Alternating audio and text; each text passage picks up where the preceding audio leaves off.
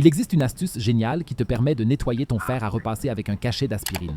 Je te montre dans cette vidéo comment cela fonctionne exactement et ce à quoi tu dois absolument faire attention. Car si tu utilises régulièrement ton fer à repasser, il se peut qu'il ait le même aspect, voire pire. En effet, avec le temps, de fortes salissures peuvent se former, comme tu peux le voir clairement sur mon fer à repasser. Il n'est pas facile de les nettoyer soi-même. Mais il existe une petite astuce géniale avec un cachet d'aspirine.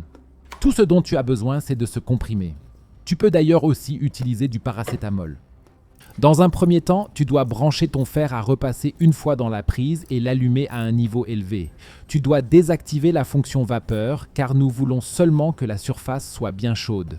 Attrape maintenant un comprimé d'aspirine et une pince à épiler ou un objet similaire avec lequel tu peux tenir le comprimé pour ne pas te brûler les doigts. Commence maintenant à frotter tous ces endroits où ton fer à repasser a brûlé ou est très sale. Tu vois que la tablette commence à se dissoudre ici. Passe-la donc maintenant sur toute la surface de ton fer à repasser.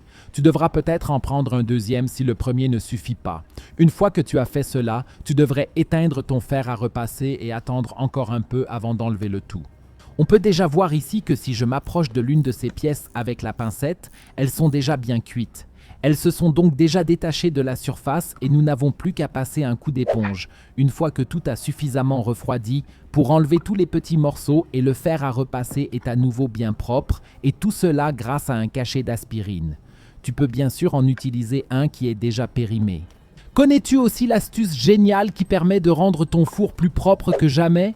Je te montre exactement comment cela fonctionne dans la vidéo que tu vois maintenant à l'écran. Clique directement dessus